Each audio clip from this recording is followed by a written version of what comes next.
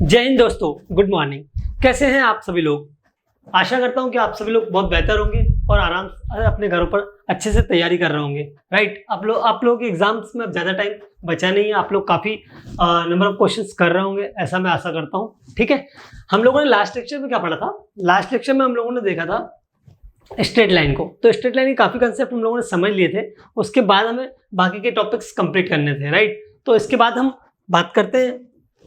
अब हमारा जो नेक्स्ट टॉपिक था वो था ortho centre and circum centre. Right, तो उसकी डेफिनेशन तो मैंने आपको बता दी थी कि सर्कम सेंटर होता क्या है और ऑर्थो सेंटर होता क्या है। अब बात करते हैं इनके फॉर्मूले की। देखो, ortho centre of a triangle, कोई ट्राइंगल दिया है आपको, उसका ऑर्थो सेंटर कहाँ होता है, पहले ये समझने की कोशिश करते हैं।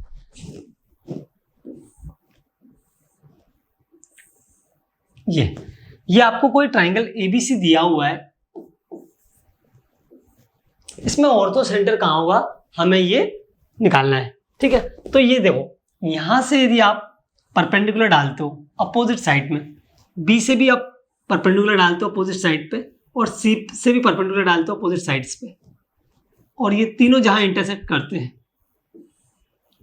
उस पॉइंट को आप बोलोगे क्या, ऑर्थो सेंटर। अब ये ट्राइंगल तो इस टाइप से बना हुआ था, तो आपको ऑर्थो सेंटर इधर मिल गया।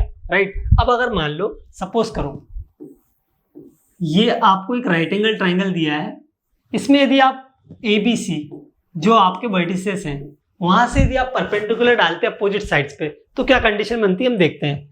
मतलब वर्टिसेस से हमें क्या करना है, अपोजिट साइड्स पे परपेंडिकुलर्स डालना है। क्लियर है, एल्टीट्यूड्स बनाना है हमें। क्या बनाना है, एल्टीट्यूड्स ऑफ द ट्राइंगल। किसी भी ट्राइंगल के एल्टीट्यूड्स हम निकालेंगे और वो जहां इंटरसेक्ट करेंगे उसको हम बोलेंगे ऑर्थो सेंटर। तो अगर नॉर्मल ट्राइंगल आपको दिया हुआ है एबीसी, क्लियर है, तो यहां से इसका परपेंडिकुलर यहां आ जाएगा, इसका परपेंडिकुलर यहां आ जाएगा और इसका परपेंडिकुलर ये यहां पर आ जाएगा। इन तीनों का इंटरसेक्शन पॉइंट को हम क्या बोलेंगे, ऑर्थो सेंटर बोलेंगे। यदि राइट एंगल ट्राइंगल हुआ उस केस में सर ये वर्टिसेस वर्टेक्स है, ये भी एक वर्टेक्स है, ये भी एक वर्टेक्स है, किसका, ट्राइंगल का। अगर इससे हम परपेंडिकुलर डालें इसके अपोजिट साइड्स पे, तो इसके अपोजिट साइड्स बीसी है, बीसी पे यदि हम परपेंडिकुलर डालेंगे तो वो यहां से जो परपेंडिकुलर डालेंगे वो हमारा एबी ही आएगा, मतलब ये वाली साइड पे ही परपेंडिकुलर आएगा। क्लियर है इतना, तो परपेंडिकुलर यहां कहीं मिलने वाला हमें। ओके, इस वाली लाइन से यदि आप परपेंडिकुलर डालो तो आप कहां डालोगे, जैसे बी से डालना है आपको, तो ये बी से आपका परपेंडिकुलर यहां चला गया। सी से आपको परपेंडिकुलर डालना है तो आप कहां डालोगे, सी से आपने परपेंडिकुलर डाला मान लो, तो ये यहां आ गया।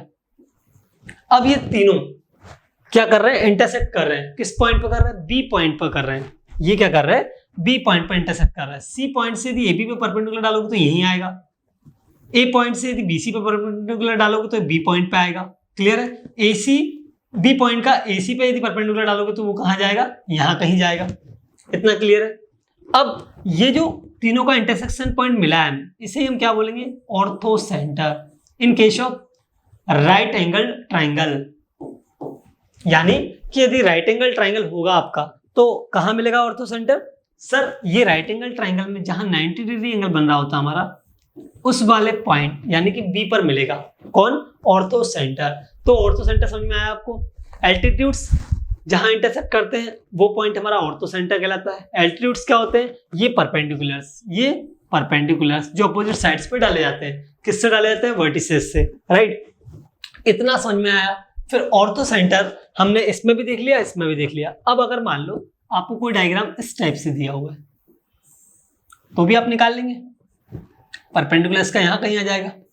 तो परपेंडिकुलर्स के बाद ऑर्थो सेंटर आपका क्या हो सकता है, सर्कल के अंदर भी हो सकता है, सर्कल के किसी पॉइंट वर्टिसेस पे भी हो सकता है, और सर्कल के ट्राइंगल के वर्टिसेस पे भी हो सकता है। ठीक है, और ट्राइंगल के अंदर भी हो सकता है और ट्राइंगल के बाहर भी हो सकता है। मतलब ये डिपेंड करेगा कि किस टाइप का ट्राइंगल आपको दिया हुआ है। क्लियर है इतना। चलो अब बात करते हैं कि इसके कोऑर्डिनेट्स निकालना है हमें। ये जो हमारा ऑर्थो सेंटर ओ आया है इसके हमें क्या निकालना है, कोऑर्डिनेट्स निकालना है। कोऑर्डिनेट्स x, y निकालना है। कैसे निकालेंगे देखिए, x1 10a plus x2 10b plus x3 10c divide में 10a plus 10b plus 10c। ये जो एंगल्स है हमारे, ये एंगल a है, ये एंगल b है और ये एंगल c है। मतलब ये एंगल c है, ये एंगल a है और ये एंगल b है। ये जो तीनों एंगल है इनका यदि हम 10 निकालें, 10a 10b और 10c, तो ये 10a 10b 10c क्या हो जाएगा, कि जैसे ये कोऑर्डिनेट्स दिए इसके x1, y1, इसके दिए x2, y2, इसके दिए सी पॉइंट के x3, y3। तो ये आपको कोऑर्डिनेट्स दिए हैं 3 वर्टिसेस ऑफ अ ट्राइंगल। किसी ट्राइंगल के 3 वर्टिसेस जो दिए हैं उनके कोऑर्डिनेट्स दिए हुए हैं, वहां से आपको क्या निकालना है, ऑर्थो सेंटर के कोऑर्डिनेट्स निकालना है। तो वो कैसे निकलेंगे, यहाँ पे देखो इससे करस्पॉन्डिंग x1 है तो x1 इंटू 10a, यहाँ से 10a plus x2 into 10b plus x3 into 10c divide में 10a plus 10b plus 10c, ये आपको करना है। क्लियर है। अगर अब y1 के साथ करेंगे y2, y3, 10a plus 10b plus 10c, मतलब एक बार x के साथ करेंगे सारे x कोऑर्डिनेट्स के साथ तो आपका x निकल के बाहर आएगा, और y कोऑर्डिनेट्स के साथ करेंगे तो क्या निकल के आएगा, y बाहर निकल के आएगा। तो x, y फाइनली आपको जो मिलने वाला है वो क्या मिलने वाला है, x1 10a plus x2 10b plus x3 10c divide में 10a plus 10b plus 10c, y1 10a plus y2 10b plus y3 10c और डिवाइड में 10a plus 10b plus 10c, मतलब 10a plus 10b plus 10c divide में आएगा। Clear है। तो इस type का ये आपका क्या हो जाएगा, ऑर्थो सेंटर के कोऑर्डिनेट्स निकालने के आप निकाल लोगे इस टाइप से। ठीक है, ऑर्थो सेंटर समझ में आ गया। नेक्स्ट इसके बाद बात करते हैं सर्कम सेंटर की। कल हम लोगों ने ऑर्थो सेंटर भी समझ लिया था, सर्कम सेंटर भी क्या होता है समझ लिया था। अब सर्कम सर्कल की बात करते हैं। सर्कम सर्कल एक्चुअल में होता क्या है, ये आपको कोई ट्राइंगल दिया हुआ है, इसके जो वर्टिसेस दिए उनको पास करते हुए क्या बना दीजिए, सर्कल बना दीजिए। तो ये जो हमारा सर्कल पास करके जा रहा है 3 vertices of a given triangle, उसी को हम क्या बोलेंगे, सर्कम सर्कल बोलेंगे। और सर्कम सर्कल के सेंटर को क्या बोलते हैं, सर्कम सेंटर, सर्कम सर्कल, ये हमारा सर्कम सर्कल है।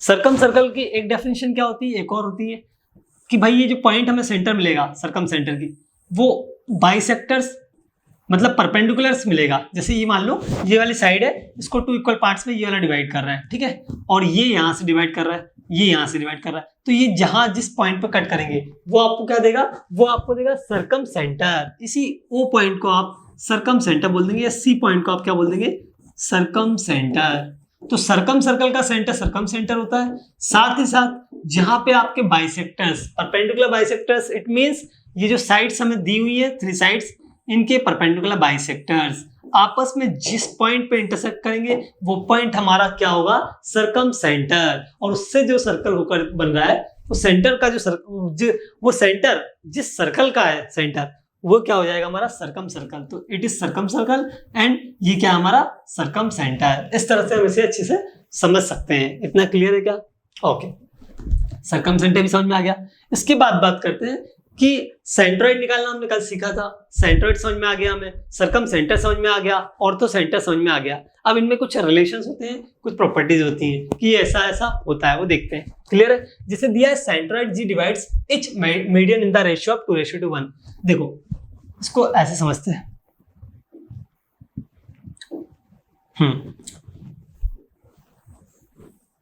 यहां समझते हैं।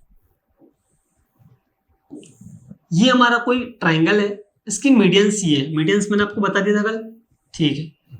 अब ये जो मीडियंस है,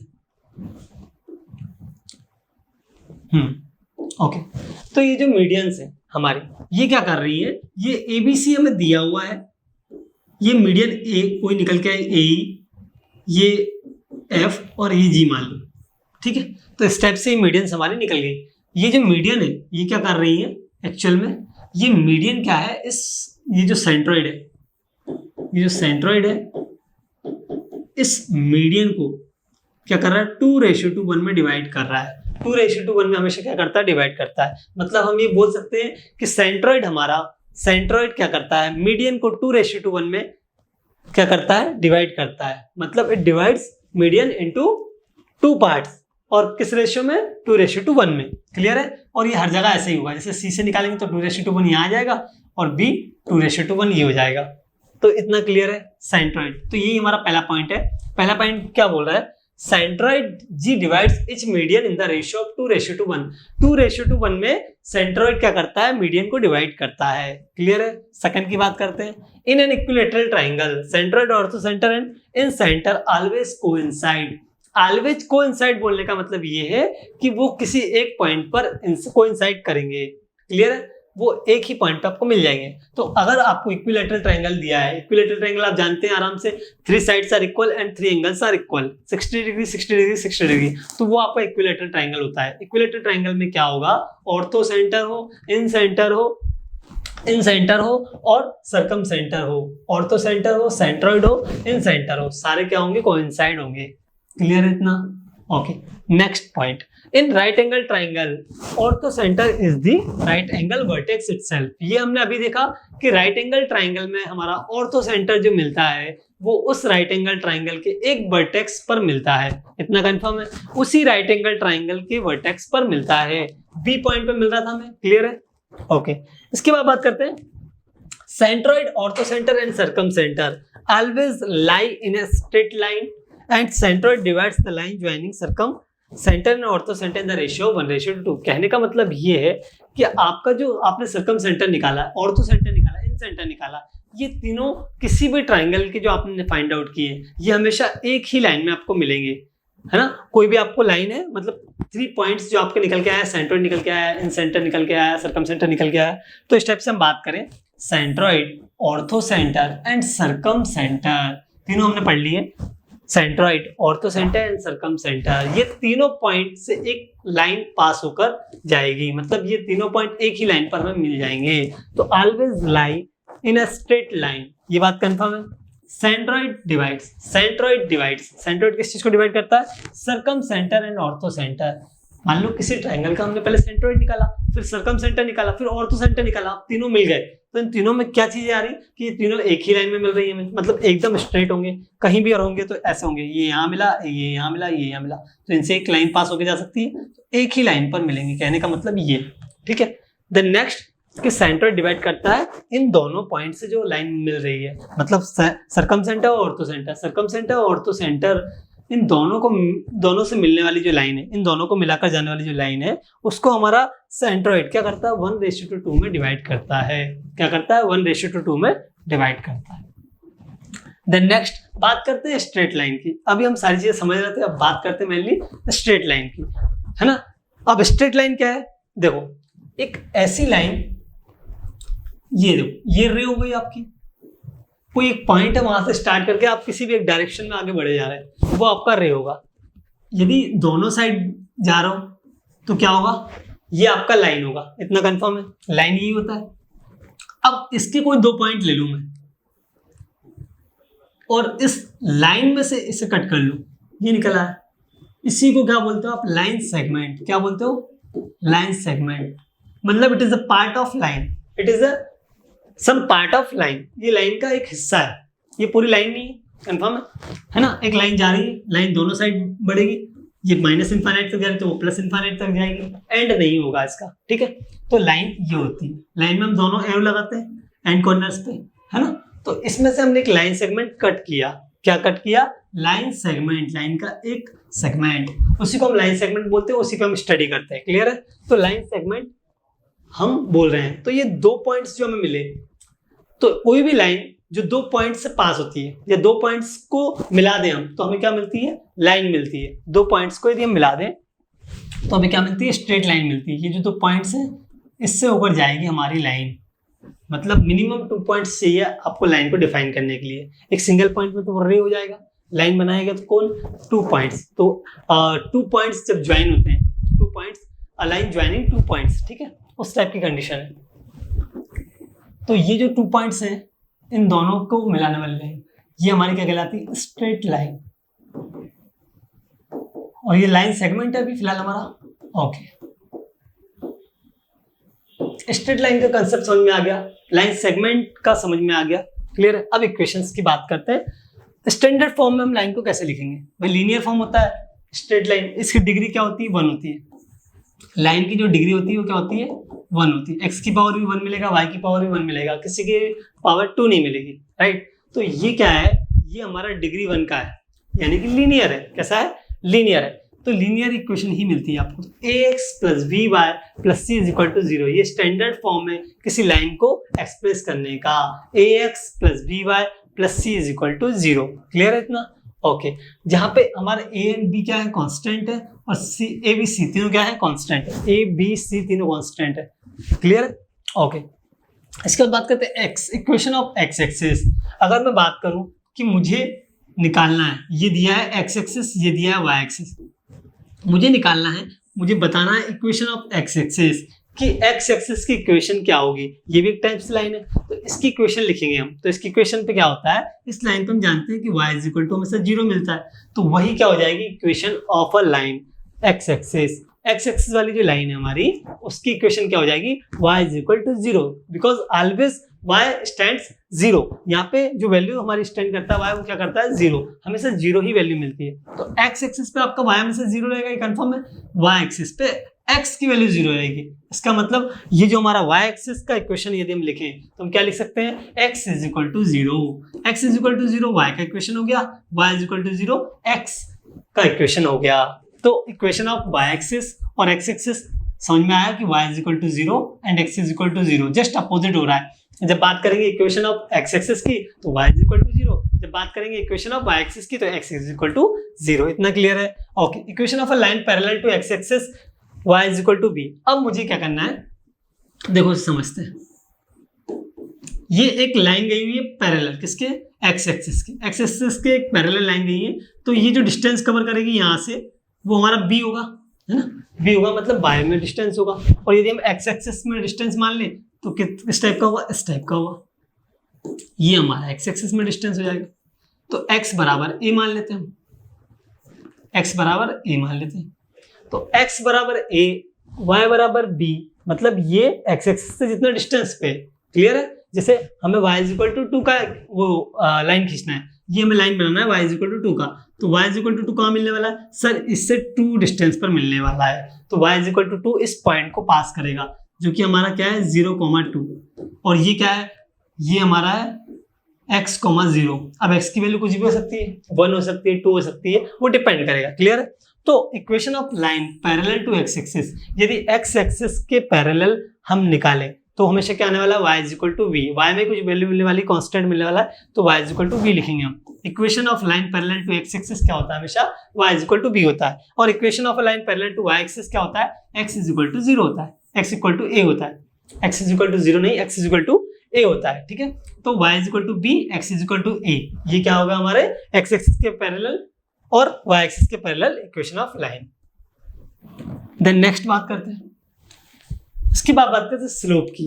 अब लाइन तो हमने पढ़ लिया, समझ भी लिया लाइन क्या होती है, लाइन सेगमेंट को भी समझ लिया अच्छे से। अब बात करते हैं स्लोप की। ये लाइन है जो कि x एक्सिस से कुछ एंगल पे कट करके जा रही है, y एक्सिस। स्लोप मतलब एंगल, यानी कि ढाल, स्लोप एंगल, है ना। तो स्लोप और एंगल, जब तक एंगल नहीं बनेगा तब तक स्लोप बोल सकते हो क्या आप, नहीं ना। तो स्लोप क्या होगा, एंगल को रिप्रेजेंट करता है स्लोप। तो ये जो होता है स्लोप, कितना ज्यादा स्टेप है ये, मतलब कितना ज्यादा झुका हुआ है, ये निकालने के लिए हम थीटा बना लेते हैं। तो एक्स एक्सिस से जितना थीटा एंगल होगा, इसी को हम क्या बोलेंगे, स्लोप बोलेंगे। स्लोप बोलेंगे कि भाई इतना स्लोप है इस लाइन का। तो ये एक लाइन है जो एक्स एक्सिस को कट करके जा रही है, एक्स एक्सिस से पास होकर जा रही है ना। y इज इक्वल टू कोई भी लाइन है, ए एक्स प्लस, अभी जो लिखा था हम लोगों ने, a x plus B Y plus C is equal to 0, जो भी है, ठीक है। तो मतलब एक लाइन दी हुई है हमें, और एक लाइन दी हुई है, वो थीटा एंगल पे बन रहा है। तो अभी हम बात करते हैं फिलहाल कि ये हमारे 2 पॉइंट्स है, सपोज करो एक है a और एक दूसरा है b।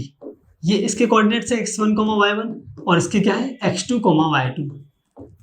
तो एक लाइन गिवन है, उस पे 2 पॉइंट्स है, एक लाइन सेगमेंट दिया हुआ है, उसका क्या निकालना है, स्लोप निकालना है, मतलब थीटा निकालना है। तो यहाँ x1 है ये, तो x1 आपका ये वाला डिस्टेंस हो जाएगा, y1 आपका ये वाला डिस्टेंस हो जाएगा, सही बात है। और यदि यहाँ पे हम निकालें ये वाला y एक्सिस के लिए, ये वाला जो पॉइंट है, तो यहाँ की डिस्टेंस हमारी क्या हो जाएगी,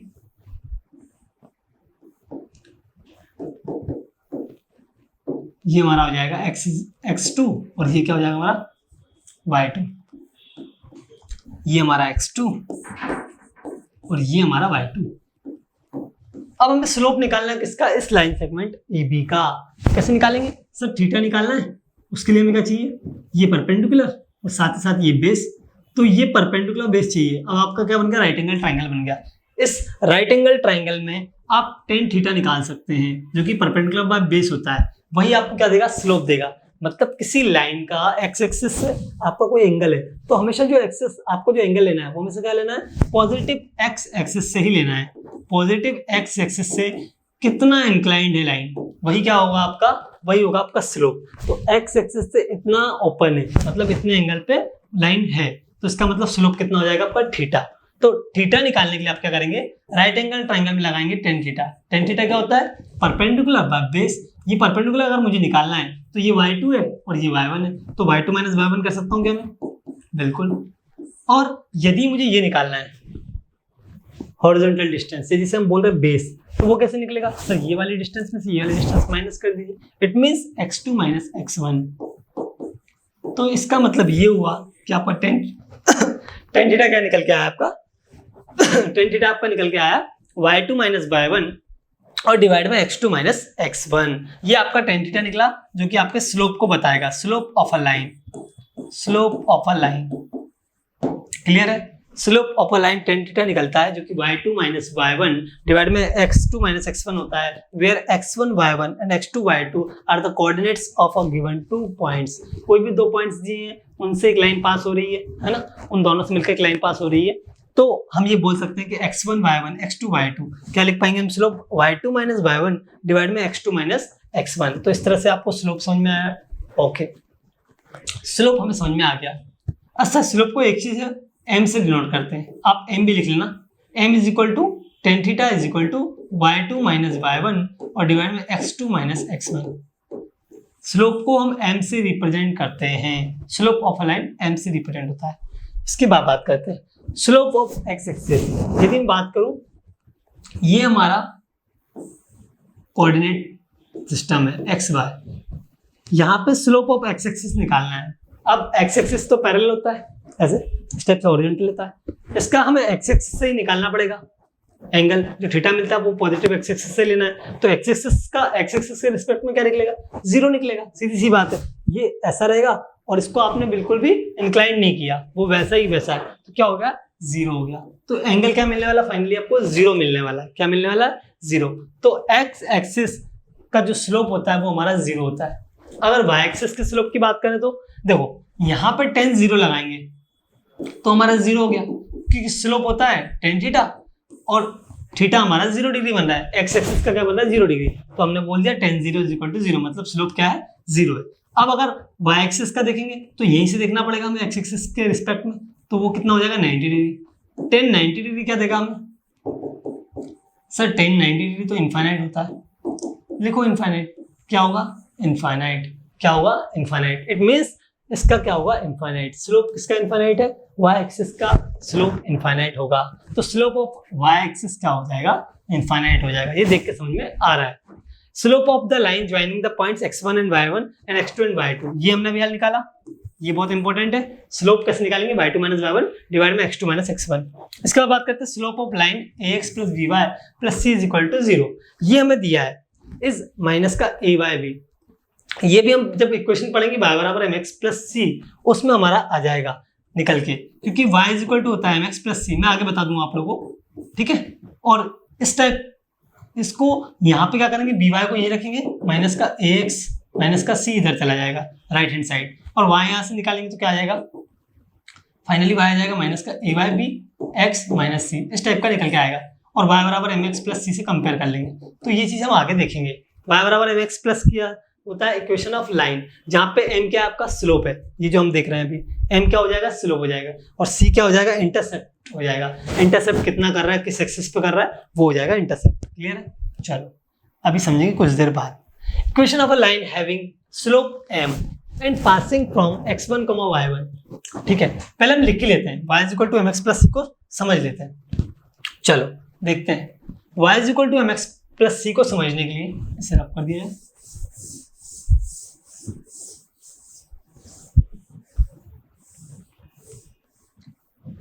ये आपका कितना था, m is equal to minus का a बाई बी, ओके।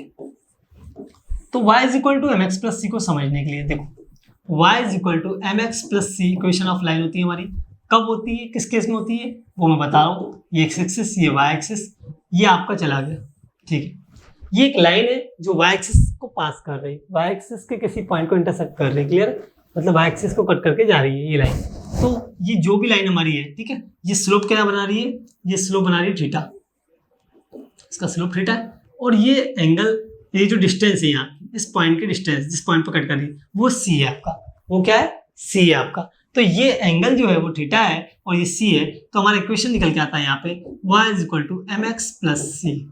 मतलब किसी लाइन, एक ऐसी लाइन जिसका स्लोप m है, हमारा स्लोप m है और वो इंटरसेप्ट y एक्सिस पे कर रही है कितना, c।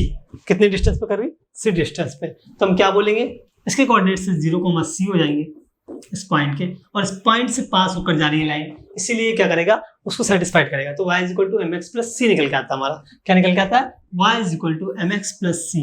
It is the equation of line जहां जिसका क्या है, एक्स एक्सिस से एंगल थीटा है, या स्लोप बोले तो m है, और इंटरसेप्ट कितना है, c पार्ट को इंटरसेप्ट कर रहा है। क्लियर है। तो y is equal to M x plus c समझ में आया आप लोगों को। y is equal to M x plus c, ये आपका इक्वेशन ऑफ लाइन हो गया। इसी से आपको कंपैरिजन करना है इसको, ठीक है। ax plus B Y plus C is equal to 0, ये तो हमारा स्टैंडर्ड फॉर्म हो गया। इसको कन्वर्ट करेंगे किसमें, इस वाले में। तो कैसे आएगा सर, वी वाई को ये रखा, ये माइनस का ax और माइनस का c, okay. y is equal to क्या हो गया, माइनस का a by B X minus का c। इतना क्लियर है। अगर y बराबर एम एक्स प्लस सी से, y is equal to M x plus c से हम इसका कंपेरिजन करें तो यहाँ से हमारा निकल के आएगा m का वैल्यू कितना निकल के आएगा, माइनस का a बाय बी, माइनस का a बाय बी, वही क्या होगा, हमारा स्लोप होगा। तो स्लोप ऑफ अ लाइन क्या निकल के आया finally, m is equal to minus का a by B. Standard form में स्लोप निकालेंगे तो वो हमारा माइनस का a बाय बी होगा। अदरवाइज कैसे निकालेंगे slope, y2 minus y1 divide में x2 माइनस x1। इतना क्लियर है। देन नेक्स्ट बात करते हैं, equation of line having slope m and passing from x1, y1। अभी तक तो हम ऐसी लाइन की बात कर रहे हैं जो y एक्सिस को कट करके जा रही है, क्लियर है। उसका हमने इक्वेशन लिखा तो y बराबर एम एक्स प्लस सी आया, यहाँ पे स्लोप m है और c इंटरसेप्ट पार्ट है, ओके। अब बात कर रहे हैं किसी पॉइंट से पास होकर जाए लाइन, तो वो y बराबर एम एक्स प्लस सी को सेटिस्फाइड करेगा। तो वही हमें यहाँ से लिखना है। अगर कोई पॉइंट x1, y1 से वो लाइन होकर जा रही है तो हम क्या लिखेंगे, y minus y1 is equal to m times of x minus x1। इस टाइप से आपको ये ध्यान रखना है। Equation of a line having slope m and passing from x1, y1। कोई लाइन है जो कि x1, y1 कोऑर्डिनेट्स को पार करके जा रही है, क्या कर रही है, इससे पास होकर जा रही है, ठीक है। तो हम उसका कैसे लिखेंगे, y minus y1 is equal to m times of x minus x1। ये आपका इक्वेशन ऑफ लाइन लिखने का तरीका है। बात करते हैं equation of line passing through two given points. अभी सिंगल पॉइंट था तो हमने ये लिख दिया। अगर 2 पॉइंट्स हो गए तो 2 पॉइंट्स होंगे तो y माइनस y1 करेंगे is equal to slope m है, ये भी m है, यहाँ पे स्लोप की वैल्यू रख दी, क्या होती है y2 माइनस y1 डिवाइड में x2 माइनस x1, और इसको क्या लिख दिया x माइनस x1। फाइनली किया क्या, 2 पॉइंट्स दिए आपको तो आपने क्या कर दिया, passing through y minus y1 is equal to y2 minus y1 upon x2 minus x1 और x माइनस x1 इसकी वैल्यू पुट कर दी। वैसे m दिया हुआ डायरेक्ट तो आप वो भी लगा लोगे, और फिर जब 2 पॉइंट्स दिए होंगे तो वो सेकंड पॉइंट जो है वो भी क्या है, लाइन की इक्वेशन को सेटिस्फाइड करेगा, तो आप वहां से निकालोगे तो ये निकल के आ जाएगा। क्लियर है, ओके। इसके बाद बात करते हैं एंगल बिटवीन 2 गिवन लाइंस। यदि आपको 2 लाइंस दी हुई हैं, चलो यहाँ दिया हुआ है, देखते हैं। यदि आपको 2 लाइंस दी हुई हैं, ठीक है, ये 2 लाइंस की अलग अलग इक्वेशन दी हुई है, मान लो क्या है, a1x plus b1y plus c1 is equal to 0। ये तो इस लाइन का इक्वेशन हो जाएगा। इस लाइन का इक्वेशन क्या हो जाएगा, a2x plus b2y plus c2 is equal to 0। ये 2 लाइन की इक्वेशन हमें पता चल गए। हमें इन दोनों के बीच का स्लोप निकालना है, या इन दोनों के बीच का स्लोप नहीं, इन दोनों के बीच का एंगल निकालना है। क्या निकालना है, थीटा। तो किस एंगल पे ये एक दूसरे को कट कर रहा है, इस पॉइंट पर कट कर रहा है, कोई भी एक पॉइंट है वहां पे कट कर रहा है, और वहां पे फिर एंगल बनेंगे, 2 टाइप्स के एंगल बनेंगे। एक तो ये थीटा बनेगा तो ये थीटा बनेगा, एक एंगल ये मिलेगा तो उतना ही एंगल यहाँ मिल जाएगा, ठीक है। तो कोई लाइन जहां कट करेंगे इस पॉइंट पे वहां एंगल थीटा फॉर्म होगा। क्लियर है, तो यही निकालना है हमें, द एंगल्स बिटवीन 2 लाइंस, किन्हीं भी 2 लाइंस के बीच का एंगल। तो वो कैसे फाइंड आउट करेंगे, देखते हैं। पहला equation a1x plus b1y plus c1 is equal to 0 हो गया। Second equation a2x plus b2y plus c2 is equal to 0 हो गया। यदि मैं पहले इक्वेशन का स्लोप निकालूं m1 तो वो क्या आने वाला है मेरा, माइनस का a बाय b। ये तो हम निकालना सीख गए। m2 निकालेंगे तो माइनस का a2 बाय b। कैसे, यहीं से सर, माइनस का a1 बाय b माइनस का a2 बाय b। ये क्या होगा, m1 और m2 तो मिल गया। आपको निकालना है थीटा, इन दोनों की लाइंस के बीच का एंगल थीटा। तो वो कैसे निकालेंगे, वो निकालेंगे आप टेन थीटा के थ्रू। कैसे निकालेंगे, टेन थीटा के थ्रू। उसका फॉर्मूला होता है m1 minus m2 by 1 plus m1 by into m2 mod के अंदर, है ना, मैग्नीट्यूड निकलेगा। ओके, अगर हमें ये a और b दिए हुए हैं कांस्टेंट, तो हम a b के थ्रू भी निकाल लेंगे। कैसे, देखो a1 b2 minus b1 a2 divide में b1 b2, मतलब दोनों तरीके हैं आपके पास। यदि स्लोप्स आपको पता है तो आप इस टाइप से सॉल्व करके direct m1 minus m2 by 1 plus m1 m2 भी कर सकते हो। और यदि स्लोप पता नहीं है, आपको स्लोप नहीं निकालना, आपको a भी पता है, तो आप कांस्टेंट के हिसाब से भी इस टाइप से रखकर निकाल सकते हो। Next, if two lines are parallel, यदि दो लाइंस, यदि आपको टू लाइंस दी हुई है और वो पैरेलल है, क्या है, पैरेलल, तो उस केस में क्या होने वाला है, देखो ये एक लाइन है और ये दूसरी लाइन गई है, सेकंड लाइन, या ऐसे लाइन ना बना के पूरा लाइन सेगमेंट बना दे, क्या बना दे, लाइन सेगमेंट बना दे, ये और ये। अब ये पैरेलल है, क्या है, पैरेलल है। टू लाइंस यदि आपके पैरेलल है इस टाइप से, तो क्या होगा, इनके बीच में रिलेशन क्या होगा, a1 by a2 is equal to b1 by b2, a1 by a2 b1 by b2। कब, जब a1x plus b1 by plus c1 is equal to 0 दिया है और a2x plus b2y plus c2 is equal to 0 दिया है। ये दोनों equation of line दी हुई है हमें, और क्या है, ये दोनों लाइंस भी पैरेलल होगी, क्या होगी, पैरेलल। तो हम क्या बोलेंगे, a1 बाय a2 होगा इज इक्वल टू होगा b1 बाय b2 के, a1 by a2 is equal होगा b1 बाय b2 के। किस केस में, जब लाइंस आपकी पैरेलल है, क्लियर है। अब if two lines are coincident, coincident मतलब एक के ऊपर दूसरी आ जाए, एक के ऊपर दूसरी आ जाए, जिस प्लेस से ये जा रही है उसी पे एक और लाइन आ जाए, तो उसको क्या बोलेंगे, कोइंसिडेंट। आर आइडेंटिकल मतलब एक जैसी होंगी वो, तो उस केस में क्या हो जाएगा, a1 by a2 is equal to b1 by b2 is equal to c1 by c2, मतलब ये जो c1 बाय c2 है ये भी क्या हो जाएंगे, रेशियो में इक्वल हो जाएंगे, क्लियर है। और अगर ऐसा नहीं है, कोइंसिडेंस नहीं है, तो ये c1 बाय c2 इक्वल नहीं रखना है हमें, ये देखो इसमें नहीं रखा हमने, ठीक है। If two lines are perpendicular then m1 into m2 is equal to -1। Two lines आपकी परपेंडिकुलर है, एक लाइन ये गई हुई है, एक लाइन ये गई हुई है, ये आपकी परपेंडिकुलर, कैसी, परपेंडिकुलर, तो 90 डिग्री एंगल बनेगा, टेन थीटा हम जानते हैं ना, इस टाइप से। तो वही समझने की कोशिश कर रहे हैं हम लोग कि स्लोप जो हमारा होगा, मान लो इसका m1 है पहले वाले का, ठीक है, m1, एक का m2 है, ये दोनों यदि हमें वैल्यू दे दे -1, इन दोनों का प्रोडक्ट यदि वैल्यू दे दे, दोनों का स्लोप निकाले हमने, एक का m1 है, एक का m2 है, और दोनों का प्रोडक्ट आया -1, इसका मतलब टू लाइंस आर परपेंडिकुलर। सिर्फ समझते चलना है हमें, क्लियर है। परपेंडिकुलर कब होंगी, जब दोनों के स्लोप क्या होंगे, दोनों के स्लोप का प्रोडक्ट क्या होगा, -1 होगा। अब बात करते हैं कि पैरेलल परपेंडिकुलर कब होंगी, तो टू लाइंस आर परपेंडिकुलर, ये तो परपेंडिकुलर केस हमने देख लिया कि m1 into m2 is equal to -1, इतना आपको समझ में आ गया। एक केस और a1 into a2 plus b1 into b2 is equal to 0 भी हम कर सकते हैं। यदि स्लोप नहीं करना, आपको स्लोप दिए डायरेक्ट, तो आप वो कर लोगे, otherwise a1 into a2 plus b1 into b2 is equal to 0 आ गया, तब भी क्या होगा आपका, टू लाइंस आर परपेंडिकुलर, है ना। ये आपको कोफिशिएंट दिए, कांस्टेंट नंबर जो दिए हुए हैं इन इक्वेशंस में, तो ये क्या हो जाएंगे आपके a1 into a2 plus b1 into b2 का जो प्रोडक्ट है और एडिशन है, फिर क्या हो जाएगा 0। यदि ये a1 a2 plus b1 b2 is equal to 0 आ जाता है, इसका मतलब ये हुआ कि हमारे टू लाइंस क्या होंगी, परपेंडिकुलर होगी। आप ये चेक करके देखोगे कि ऐसा हो रहा है क्या, अगर होता है तो हम बोल पाएंगे कि ये परपेंडिकुलर है ना। कब आइडेंटिकल होंगे, कब कोइंसिडेंस होंगे, ये हमें सब जानना है, ठीक है। If two lines are intersecting, यदि टू लाइंस इंटरसेक्ट करती हैं, तो ये कंफर्म है कि a1 by a2 does not equal to b1 by b2। यदि पैरेलल थी तो अलग केस था, कोइंसिडेंस था तो अलग केस था, परपेंडिकुलर थी तो अलग केस था। अब बात कर रहे हैं कि यदि टू लाइंस एक दूसरे को इंटरसेक्ट कर रही हैं, मतलब ये एक लाइन दी है, एक अदर लाइन ये दी हुई है, ये दोनों आपस में एक दूसरे को क्या कर रही है, इंटरसेक्ट कर रही हैं, तो ये कंफर्म है कि a1 by a2 does not equal to b1 by b2, दोनों के रेशियोस इक्वल नहीं होंगे। क्लियर है, इतना समझ में आया। ओके, अब हम बात करते हैं इक्वेशन ऑफ लाइन की। हमें equation of line different forms में पढ़ना है। सबसे पहला फॉर्म हम बात करते हैं स्लोप फॉर्म, जो हमने अभी देखा y is equal to mx plus c, ये होता है स्लोप फॉर्म। स्लोप फॉर्म कहने का मतलब ये है कि किसी स्लोप पर लाइन हमारी है x एक्सिस से या y एक्सिस से, तो यहाँ हम मान रहे हैं ये वाला एक्सिस, तो y एक्सिस हमने मान लिया, ठीक है, और यहाँ से एक लाइन पास हो रही है, तो इसी का इक्वेशन क्या होता है, y is equal to mx plus c, where m क्या होता है आपका स्लोप होता है, और c क्या होता है ये पार्ट इंटरसेप्ट जो कर रहा है, ठीक है। देन नेक्स्ट, इसके बाद बात करते हैं इंटरसेप्ट फॉर्म की। इंटरसेप्ट फॉर्म कहने का मतलब ये है कि अगर ये लाइन है, ये हमारी एक लाइन है और ये किसको पास कर रही है, ऐसे, ये दोनों एक्सिस पे कट कर रही है, ये क्या कर रही है, दोनों एक्सिस पे कट कर रही है। तब ये हमारे कोऑर्डिनेट्स जो भी दिए हुए हैं 0, b, a, 0 जो भी दिए हुए है ना, तो ये जो भी कोऑर्डिनेट्स दिए हुए हैं, कहने का मतलब ये है कि ये डिस्टेंस हमारी क्या होगी, a होगी, और ये क्या होगी, b होगी। x एक्सिस में डिस्टेंस a है, y एक्सिस में डिस्टेंस b है, तो ये जो दोनों डिस्टेंस हैं वो कैसे लिखा जाएगा, फिर इक्वेशन ऑफ इंटरसेप्ट फॉर्म। इसका मतलब दोनों एक्सिस को कट कर रहा है, हमारा जो लाइन है हमारा वो 2 पॉइंट्स x और y पे कट कर रहे हैं, ठीक है, तो इस टाइप से पास होके जाएगी।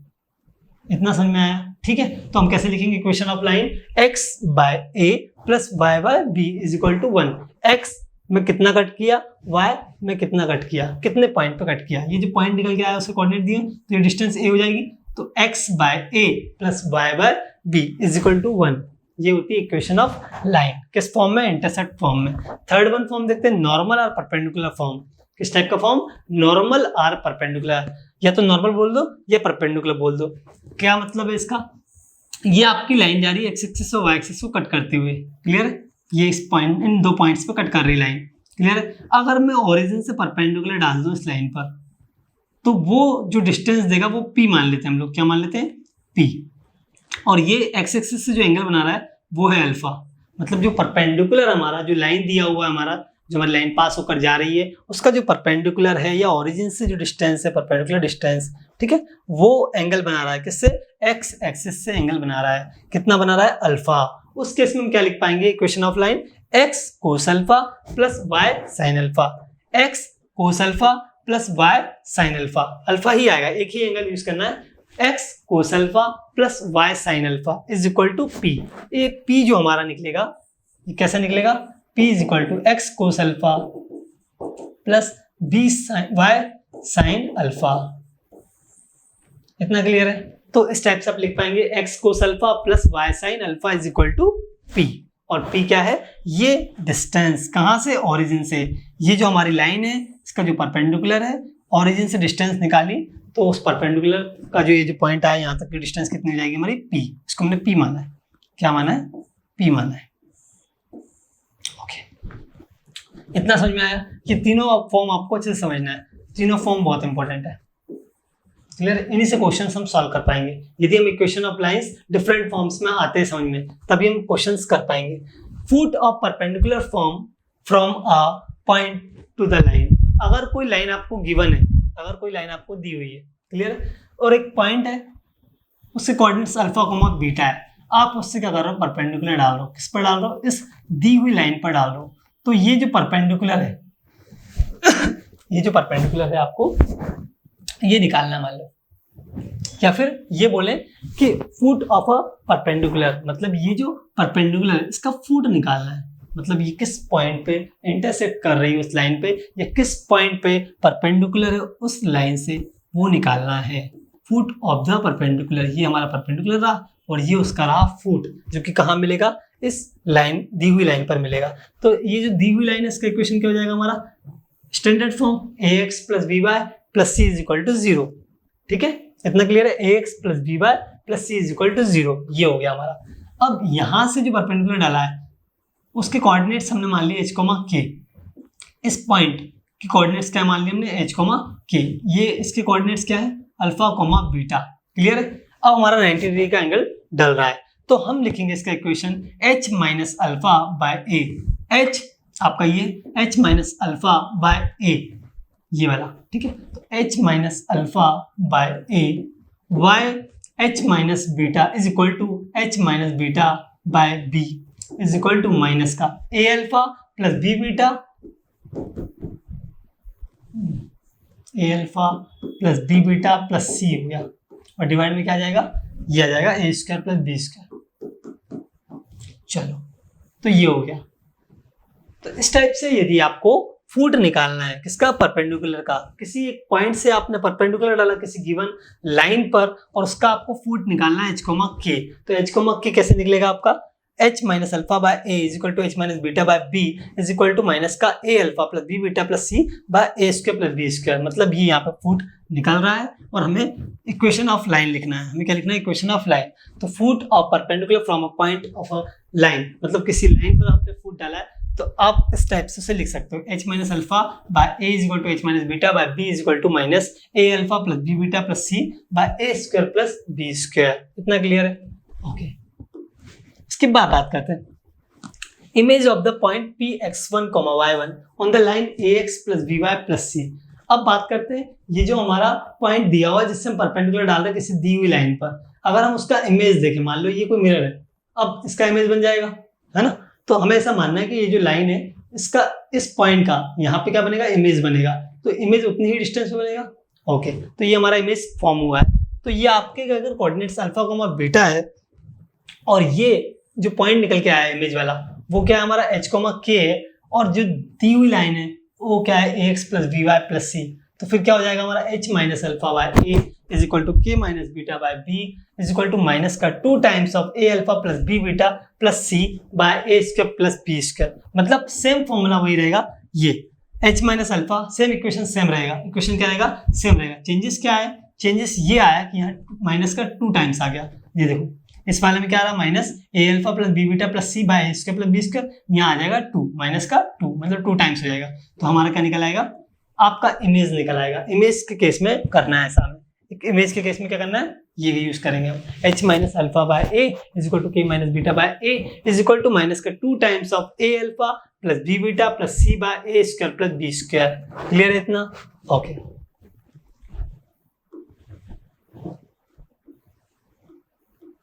ठीक है।